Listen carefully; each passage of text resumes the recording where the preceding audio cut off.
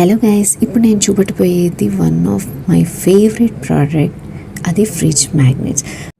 జనరల్గా photo albums or ఫోన్లో photos మనం రెగ్యులర్గా తీసి చూడం.